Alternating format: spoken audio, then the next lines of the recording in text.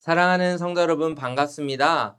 이번 주에는 열왕기 상하를 함께 살펴보도록 하겠습니다. 열왕기 상하는 사무엘 상하의 다윗 왕정 시대 이후에 이제 솔로몬 왕국의 그런 시대부터 이스라엘이 남유다와 북이스라엘로 분열되고 그리고 아수르와 바벨론에게 멸망당하고 포로로 끌려가는 그 내용까지를 담고 있습니다. 열왕기 상하의 저자는 명확하게 밝혀지지 않습니다.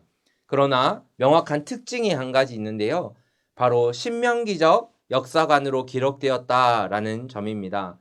신명기 역사관은요, 신명기에 기록된 대로 하나님의 그 율법의 말씀에 순종하는 자에게는 축복이 있고 하나님의 말씀에 불순종하는 그리고 우상숭배하는 자들에게는 하나님의 심판과 저주가 있음을 말씀하고 있는 그런 신학적인 역사관을 담고 있습니다. 그래서 열왕기 상하에서는 이스라엘 백성들과 그리고 그들을 대표하는 이 왕들이 하나님의 말씀에 잘 순종하였나 하지 않았나 그것을 평가하고 그리고 하나님께서 어떻게 그들을 심판하시는지에 대한 내용을 잘 담고 있는 것입니다. 예를 들면 유다의 히스기야 왕은 하나님 앞에서 바르고자 힘을 쓰고 율법을 회복하고 성전을 청결하게 하며 유월절을 회복하려고 애썼던 그런 선한 왕으로 평가가 됩니다. 하지만 반대로 이스라엘의 아합 왕 같은 경우에는 악한 여인 이세벨과 결혼을 해서 우상을 숭배하고 악을 일삼았던 그런 악한 왕으로 평가가 되는 것입니다. 열왕기서를 기록한 목적은 다윗 이후의 왕들의 죄악과 부패함을 보여주고 이스라엘의 심판이 임한 이유에 대해서 설명하기 위함입니다. 이스라엘 백성들과 유다와 이스라엘의 왕들은 하나님 앞에 불순종하였습니다. 그리하여서 결국에는 하나님의 진노와 심판 가운데 아스로와 바벨론에게 멸망을 당하게 되었습니다. 하나님께서는 이스라엘 백성들이 이 말씀을 듣고 그들의 잘못을 깨닫고 마음을 고치고 하나님께 돌아오기를 간절히 바라셨던 것입니다. 또 한 가지 목적이 있는데요. 그것은 그러함에도 소망을 주기 위해서 기록되었습니다. 하나님의 백성들과 그들을 통치한 인간 왕들은 모두 다 불순종하고 실패하였지만 그러함에도 하나님은 하나님의 백성들을 회복하기를 원하신다라는 그 소망의 메시지를 전하고 있는 것이죠. 하나님께서 다윗 왕에게 주셨던 그 다윗 언약, 즉 다윗의 후손이 대대로 이스라엘을 다스리게 될 것이다 라고 약속해 주신 그 약속을 하나님은 기억하시고 신실하게 지키신다라는 말씀입니다. 이 말씀은 다윗의 후손으로 오시는 예수 그리스도를 소망하게 하는 그런 궁극적인 말씀인데요. 그래서 열왕기서의 마지막인 25장에서는 여호야긴 왕이 풀려나면서 하나님께서 이스라엘을 회복시켜 주실 것에 대한 소망을 품게 하고 있습니다. 열왕기상의 내용을 한번 살펴보면 1장부터 11장까지는 솔로몬 왕국과 이 솔로몬의 통치의 내용을 담고 있습니다.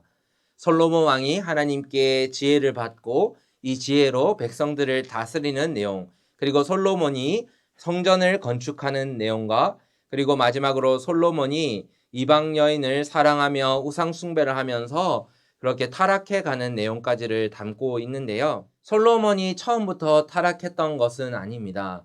우리가 잘 알고 있듯이 솔로몬 왕은 그 누구보다도 다른 어떤 것보다도 하나님께 지혜를 구하고 하나님의 뜻대로 이스라엘 백성들을 다스리기를 소원하였습니다. 그래서 하나님께서는 솔로몬 왕에게 지혜를 주시고 복을 주셔서 이스라엘 나라가 정말 강한 나라가 될 수 있었습니다. 그 어떤 때보다 정말 부유한 나라가 되었었죠. 그런데 11장에서 솔로몬이 이방 여인을 사랑하고 후궁을 맞이하고 첩을 맞이하면서부터 솔로몬이 그만 하나님께로부터 이방 여인에게로 우상에게로 마음이 뺏기는 일이 벌어지게 되는 것입니다. 열왕기상 12장부터 22장까지는 남유다와 북왕국이 멸망하는 것까지의 내용을 담고 있습니다. 솔로몬 이후에 세대를 거듭하며 왕들이 세워졌지만 그 왕들 가운데 또 개혁을 위해서 노력한 왕들도 있었지만 인간의 한계를 드러내고 결국에는 멸망의 길로 향하는 그런 연약한 왕들의 모습을 보여주고 있습니다. 하나님께서는 선지자들을 보내셔서 때때마다 그 왕들에게 회개할 기회를 주셨지만 그들은 하나님의 말씀을 듣지 않았습니다. 결국 이스라엘과 유다에는 하나님의 그 심판의 그림자가 드리워지기 시작했습니다. 열왕기 하에서는 이후에 왕들의 통치를 담고 있는데요. 1장부터 8장까지는 엘리야와 엘리사 이야기를 담고 있고 9장부터 17장까지는 예후로부터 북왕국의 멸망의 내용, 그리고 18장부터 25장까지에서는 북왕국 멸망 이후로부터 유다의 멸망까지의 내용을 담고 있습니다.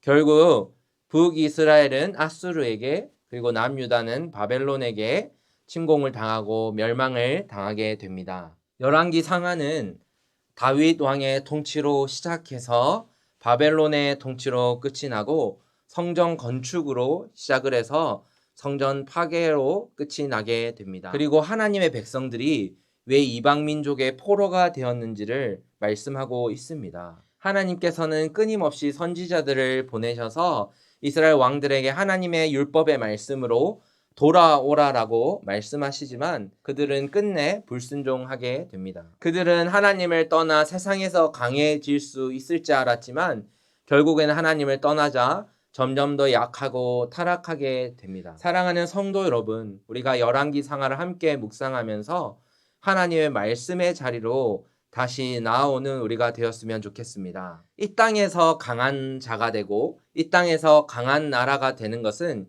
결코 우리에게 행복한 길이 아닙니다. 진정으로 강한 분 되시는, 또한 진정으로 우리를 강건케 하실 수 있는 그 하나님의 말씀 앞으로 나올 때에 우리는 참으로 행복한 인생을 살게 되는 것입니다. 우리 열왕기 상하를 함께 묵상하면서 귀한 말씀의 은혜를 나누고 우리의 영과 육이 회복되는 놀라운 은혜가 있기를 간절히 소원드립니다. 감사합니다.